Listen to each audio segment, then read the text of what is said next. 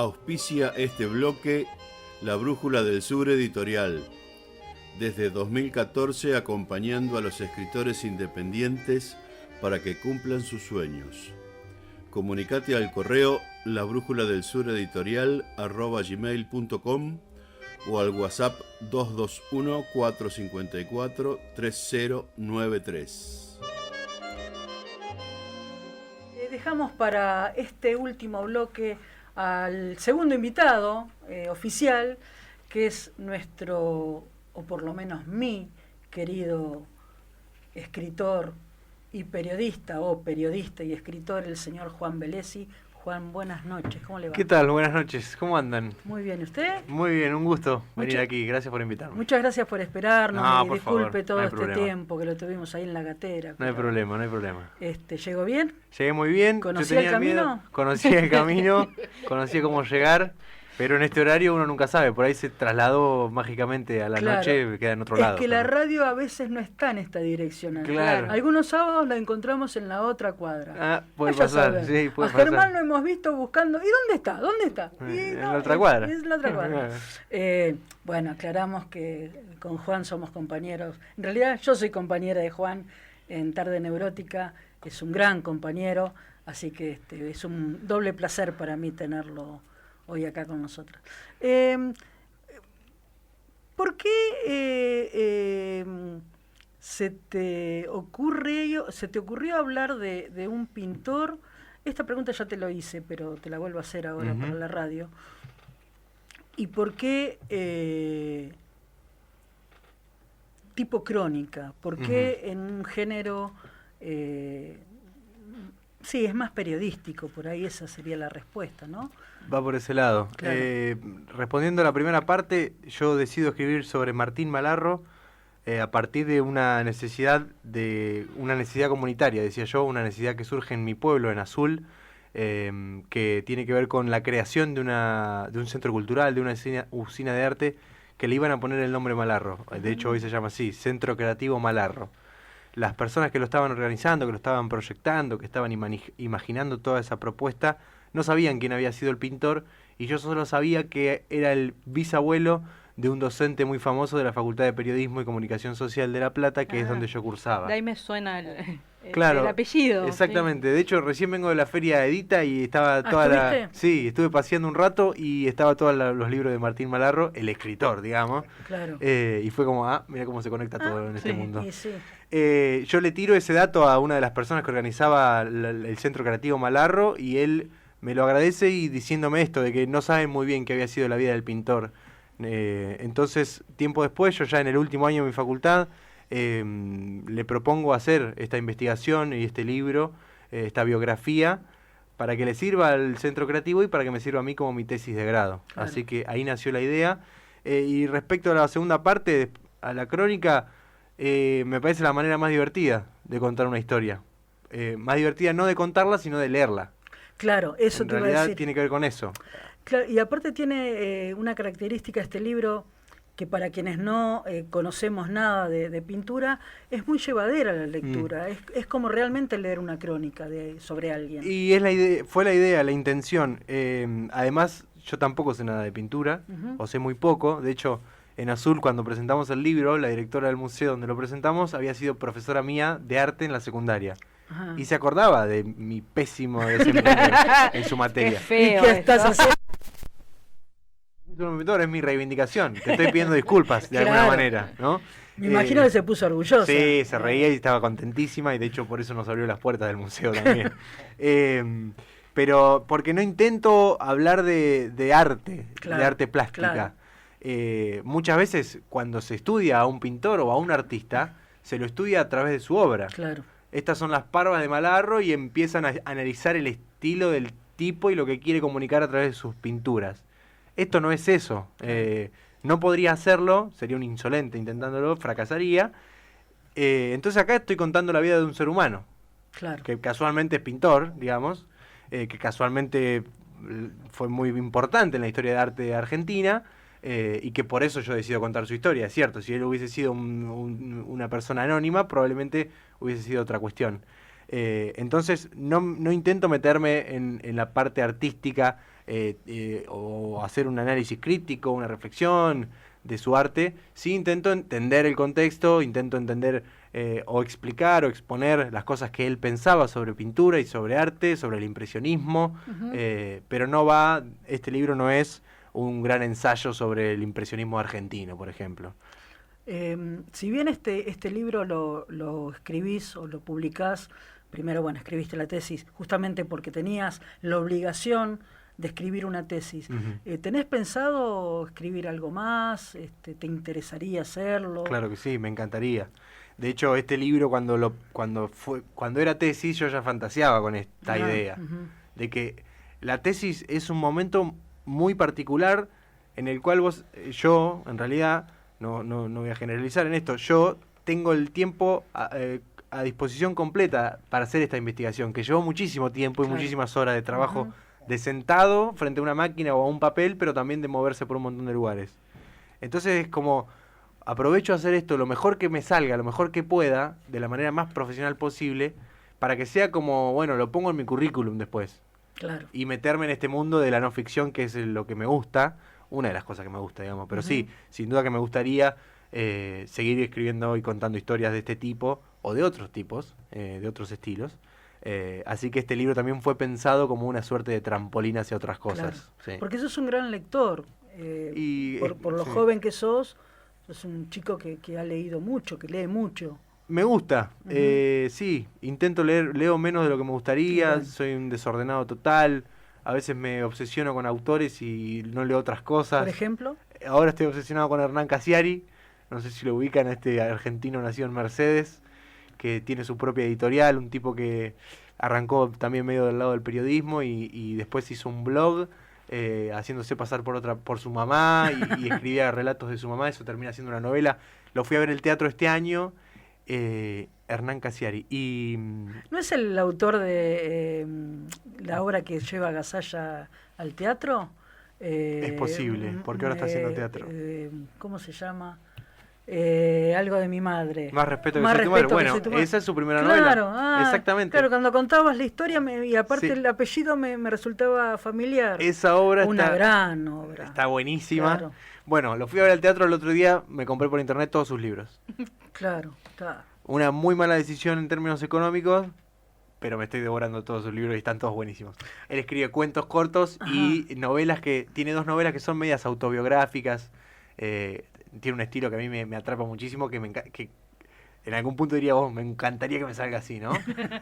Bueno, me pasó eso con Casiari y me está pasando ahora, pero me ha pasado con otros, con un montón. Así que sos agarro un autor y leo todo lo de ese tipo. Sí, me pasa con Martín Coan, ese me pasa más espaciado. Claro. En Edita me encontré unas ediciones re raras que dije, no me la puedo comprar ahora, pero me la voy a volver a comprar en algún momento. Me pasa así, porque hay autores que, viste, que vos no podés entender un libro sin el anterior. Digo, la obra de estos escritores tiene que ser abordada completa. Me parece a mí, como que te perdés de algunas cosas. Ellos mismos juegan con guiños y referencias de obras anteriores, que vos podés leerlas aisladas, pero si las tenés enteras, porque además me enamoro de la persona. Digo, yo busco entrevistas de cada uno de ellos en internet y los escucho hablar. Tenés el defecto profesional de periodista y como lector. Tiene que ver con eso también, sí. Me pasa con autores viejos que ya no escriben más, pero por suerte han escrito un montón, entonces me queda todo un montón de tiempo para cosas, pero a su vez me pierdo un montón de cosas. Y es muy difícil, hoy en Edita hay un montón de apellidos desconocidos para mí. Y qué sé yo, cómo... ¿Desconocidos porque son jóvenes o porque son desconocidos? Porque son jóvenes, me parece. Porque son nuevos y porque tienen un alcance reducido a las grandes editoriales. Entonces, y un montón te querés comprar todo. Y no sé qué elegir. No sé cómo... Y el librero te dice que son todos lindos. Obvio. Y probablemente tenga razón, pero yo tengo mi propia escala de belleza, digamos. Sí. Entonces, es muy difícil. Pero está bueno las ferias como Edita que te permiten estar cerca de estos escritores que por ahí de otro modo no es muy difícil encontrarlos en una librería comercial. Totalmente. Lo que sí hice, te vas anotando. Sacás fotos con la mente a ese libro y buscás el apellido después en tu casa y por ahí ya empezás a encontrarle el gusto. Yo ya te digo, mis intereses de lectura están vinculados al periodismo, a la no ficción, pero y también a lo que se acerque mucho a eso, pero que sea ficción. Cassiari parece una crónica. Los cuentos de Borges, de Anna Suns, ¿es Anna Suns? Emma Suns. Eso parece una crónica periodística. Sí, no está muy lejos. Eso también me encanta. Entonces esos cuentos cortos también los busco. Claro. Pero no tengo referencias de quién está haciendo buenos cuentos de ese estilo. Martín Cohn me parece una de las personas de las mejores. Entonces va por ahí. Y después lo que vos lees es lo que te termina alimentando para escribir. Sin duda, claro. Uno lee también con esa intención. Claro. ¿No? Cómo resuelve tal problema, claro. Cómo genera suspenso, cómo introduce los diálogos, cómo me genera la imagen del ambiente, la atmósfera, el olor, el pulso, el tiempo. Porque no es casual que te guste tanto Cohen, que tiene un estilo periodístico también bastante interesante en su ficción. Entonces no es casual que te atraiga ese tipo de autor. Me parece que va por ese lado. Claro. Pero bueno, ya te digo, la escritura tiene 400 años. Sí. La imprenta tiene 400 años, la escritura tiene como 4.000. Claro. Así que estamos 4.000 años atrasados. Sí, bueno, pero ya nos vamos a acercar. Juan, cuando elegís venir a La Plata a estudiar, supongo, ¿lo hiciste pensando, estudio, me recibo y vuelvo, o estudio, me recibo y me quedo? Buena pregunta. Como siempre, en este programa se hacen buenas preguntas. Me encanta, por eso vengo. Lo hice... por momentos lo hice pensando estudio y vuelvo, por momentos lo hice pensando me estudio y me quedo, por momentos lo hice pensando estudio y me voy a otro lado, a una tercera ciudad. Buenos Aires, por ejemplo. Resulta ser que me cae muy mal Buenos Aires. Sí. Entonces, para trabajar y vivir es lo peor que te puede pasar. Entonces quedó descartada. Claro. Pero bueno, si querés, lo hice pensando en estudiar y ver qué pasa. ¿No? Sería la respuesta final, porque Azul, mi ciudad natal, es una ciudad que me gusta mucho, pero que a su vez el libro fue muy difícil hacer. De hecho, lo tuve que imprimir con la Brújula del Sur, digamos, porque en Azul me cerraban las puertas. Esas son como pequeñas señales que te dicen, bueno, fíjate que por ahí no te conviene volverte Azul. Claro. Pero los afectos, las calles que me sé todos los nombres y sé dónde quedan todas las casas, quiero decir. No te perdés en Azul. Acá todavía me pierdo, viví hace 6, 7 años que vivo. Claro, sí. Por ahí soy un poco despistado también. Pero bueno, más allá de eso... No te creas, yo sé 33 y me sigo perdiendo en las plazas, así que no te preocupes. Entonces, no sé, me parece que también si asumo el desafío de dedicarme al periodismo y a contar historias, el oficio muchas veces te va llevando. Claro.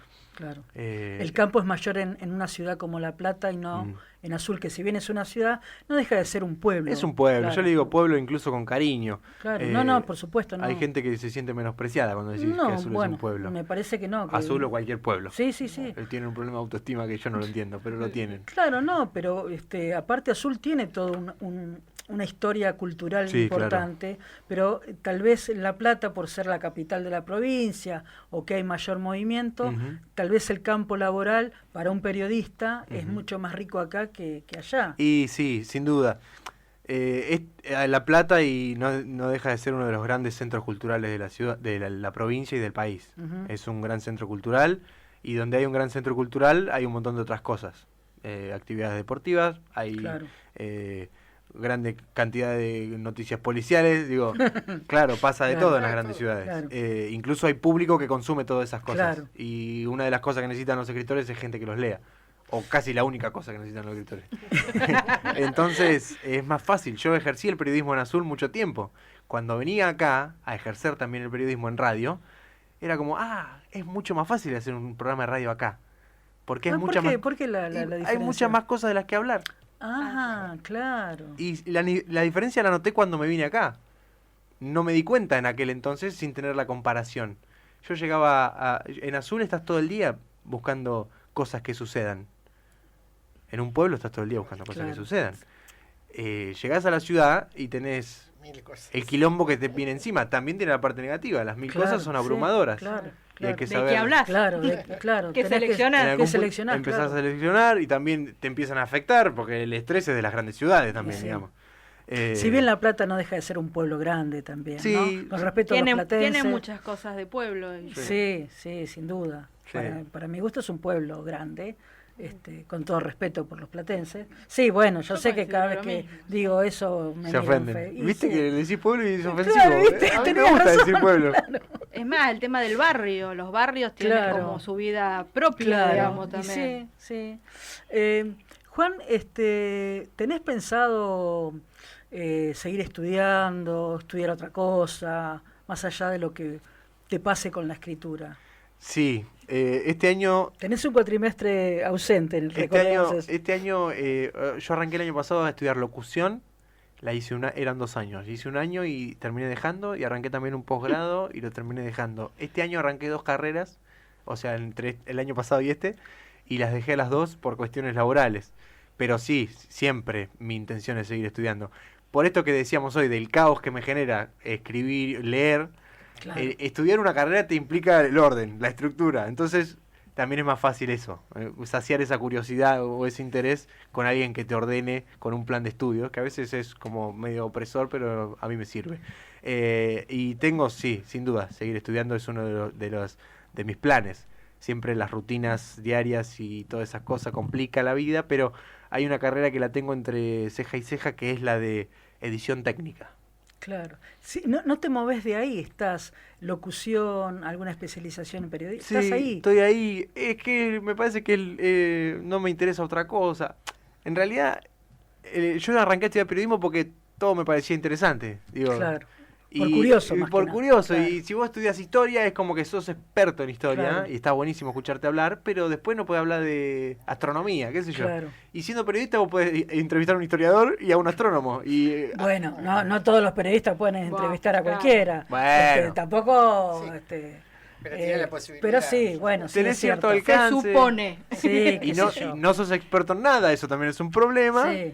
Pero tenés la posibilidad de Sí, tenés comprar algo en herramientas todos los para, kioscos, ¿viste? claro. Y eso a mí me gusta. Digo, y entonces seguir estudiando periodismo de la manera que sea o desde la vertiente que sea, tiene que ver con eso. Con seguir abriendo puertas nuevas. Pero todas las carreras que empezaste y terminaste, no sé, es una opinión personal, Sí. todas te deben haber dejado algo. Mm. No es que, ay, no la terminé porque no me gusta. Algo siempre te dejan, positivo digo, ¿no? Sí, Más sí. allá que no pudiste terminarla. En todos lados se aprende algo. Claro, claro. Y por ahí no se aprende lo que el docente te quiso enseñar, pero algo sacás. Algo, sí. Eso bien. es letal. Incluso aprendés lo que no querés hacer. Yo en el posgrado que dejé, Exactamente. yo me fui y dije, esta manera de entender el periodismo me parece una pavada. Claro, claro. Pero me fui contento porque yo no tenía ese análisis crítico sobre ese periodismo. Lo aprendiste ahí. Lo aprendí ahí, Claro. lo aprendí sabiendo que no lo quiero, que no lo comparto, Ujú. pero alguien me lo tendría que haber enseñado antes porque si no, no había manera de juzgarlo. O tampoco juzgarlo, sino decir, quiero o no hacer este tipo de cosas. Claro. A veces el mundo después te cambia y terminás haciéndolo. Pero te sirve en esto de ver, probar y sí, no me gusta que yo... Locución lo mismo. Me pusieron frente a una cámara de televisión, yo nunca había estado frente a una cámara de televisión y al principio se te aflojan las piernas. Y la televisión no es algo que haya ejercido hasta el día de hoy, pero siento que ya estoy preparado para hacerlo si algún día me necesito hacerlo. Tampoco es el género, el formato que más me gusta. Yo estoy enamorado de la radio, además de la lectura. Pero bueno, en algún momento habrá que hacerlo y porque hoy la imagen, la cámara, está todo en manos, es importante. Y bueno. Locución es una carrera muy completa. Por ahí la mayoría de la gente dice, el tipito tiene buena voz. No, tenés una formación muy importante atrás. Es grosa Sí. la carrera de locución. Está buena. Que muchas veces se cree esto, ¿no? Sí, es la voz. Se Claro. desmerece Sí. la carrera, pero no. Es importante la carrera de locución. No es solo leer publicidades bien. Exactamente. Claro. Sí, No, verdad. tenés que tener una cultura general interesante. Bueno, una de las cosas que me gustaba de estudiar locución era poder leer cuentos cortos o poesías Claro. en radio con una voz seductora, por ejemplo. Claro. Y fue uno de los ejercicios que había, de hecho, en una de las materias, pero quedó ahí, digo. Pero es algo de lo que me atrapa. Para los que no lo conocen a Juan, por supuesto ahora que está en la radio menos, es un chico lindo, tendría que estar en la tele. ¿no? Claro. Sí, porque además tiene buena voz, es un chico lindo, es joven, simpático. es simpático, es escritor, tiene una carrera. Bueno, mirá cómo te estamos vendiendo. Gracias, Juan. muchas gracias. Lástima que no anda en la cámara, porque si no. Claro, No, claro. y mejor, no falta que hacer. Para ¿Nos querés una leer foto algún después. fragmento Que quede de la imaginación mejor. Sí, mejor. Recordanos el nombre del... No me saque las cosas del libro. ¿El separador? ¿Señalador? Recuérdenos, Sí. amigo Velesi, el título del libro y después lea lo que usted guste. Martín Malarro, Crónicas biográficas de un artista inquieto. Tiene un excelente arte de tapa. Sí. Ese libro es increíble. Decinos quién es el autor, por favor. El autor se llama Martín Mesa, su seudónimo es Martín Sinclair. Es uno de los 4 licenciados en arte público y muralismo que hay en Argentina, egresado de la Facultad de mira. Artes de la Universidad Nacional de La Plata. Ujú. Gran muralista, que en este caso le sacamos de la pared y le pusimos una tapa y una Es contratapa excelente, para que labure. la verdad que es hermosísima. Tiene un montón de laburos hechos, incluso paredes murales que ven en La Plata seguramente hayan sido Ah, mira. hechos por él. Sí, Ah, labura. lo tenemos que contactar para el año que viene. Está en todos lados ese chico. No podía no estar en este libro, por Ah, supuesto. después te vamos a pedir el contacto. Cómo no, con mucho gusto. Qué difícil lo que me plantean, ¿eh? Y eso que te avisamos con tiempo. Sí, no pude decidir. Vamos, si quieren, leemos un fragmento del primer capítulo, Lo que usted quiera, que mijo. es donde cuento cómo fue el velatorio de Martín Malarro. Vale. ¿Arranco nomás? Sí. La última postal. ¿Quiere música es el de título. fondo? No, es lo mismo. Los días previos a ese sábado no hubo clases. La Academia de Bellas Artes, el Colegio Nacional Central, la Escuela Normal de Profesores y la Escuela de Dibujo del Museo de La Plata decretaron el duelo ni bien se enteraron. Los alumnos fueron invitados a la ceremonia que tuvo lugar en el Cementerio del Oeste a partir de las 10 de la mañana. La primera aglomeración de gente sucedió en la entrada de la necrópolis. Desde el empedrado ancho se veían los rieles del tren de la muerte, que desde el norte e impulsado por la porteña, atravesaba la ciudad de Buenos Aires recolectando cajones. El pórtico, que después de 5 escalones era sostenido por imponentes columnas blancas estilo griego, los esperaba con las rejas abiertas. Esto, antes de la fiebre, era una zona de chacras, murmuró un hombre canoso, mirando por encima de la entrada. Estaba rodeado de chicos bien peinados hacia el costado con expresiones serias en los rostros. Mientras comentaba esto, y ante los ojos bien abiertos de los jóvenes, observaba por encima del techo triangular del pórtico las chimeneas cilíndricas, teñidas de un amarillo viejo y manchadas con hollín. Esta vez en silencio recordó el tétrico récord, 564 cremados en un día. Estoy atónito, comentó el vasco Grand Montagne cuando se bajó del carruaje de Manuel Costa y compañía.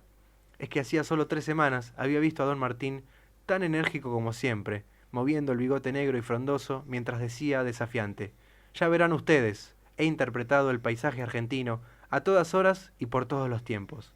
De paisajes, nada más que de paisajes», enfatizaba, «se compondrá mi exposición. Tengo preparados como 60 cuadros, entre ellos una gran cantidad de acuarelas, como nunca se ha visto reunidos en Buenos Aires». Este anuncio había sido recibido con gran expectativa por el jefe de redacción de La Vascoña. Esta mañana había comenzado como cualquier otra. El vasco comenzó su día leyendo La Nación, con particular atención en la reforma electoral que el Poder Ejecutivo de Sáenz Peña venía proponiendo. Se trata de realizar el propósito proclamado por el presidente desde su ascensión al mando, de asegurar la representación legal de las minorías, leía entusiasmado. Sin embargo, el proyecto debía ser tratado en el Congreso y luego evaluado por el Poder Ejecutivo, por lo que estimó, conociendo la polémica que generaba, no se iba a aprobar ese mismo año, quizás el siguiente. 2 páginas más adelante, Grand Montagne, amigo de Malarro y dueño de la revista vasca en Argentina, se enteró a través de una diminuta tipografía: Martín Malarro, que en paz descanse, falleció el 17 de agosto de 1911. La asociación El Magisterio invita a sus asociados a acompañar los restos del extinto al Cementerio del Oeste, sábado 19 a las 10 a.m. Única invitación. El duelo se despedirá por tarjeta. Se ruega no enviar coronas. Casa Mortuoria, Congreso 2560, Belgrano. Así comienza este libro. Quien no sabe que es un libro sobre un pintor, parece que estás leyendo el inicio de una novela. Sí. Eso es lo atractivo, la manera en que contás la historia de Malarro, realmente. Una de las primeras personas que lo leyó me dijo que era una historia novelada. Sí, una biografía novelada, creo que me dijo. Sí, sí. Juega con un poquito con... yo creo que es más una biografía novelada que una crónica, por la manera en que está escrita, más que nada. Puede ser. Está bueno eso de leerlo y ver. Sí. Me encanta. Sí, una de las cosas que me interesaba en general era, bueno, léanlo y vean qué les parece. La intención era construir un cuento.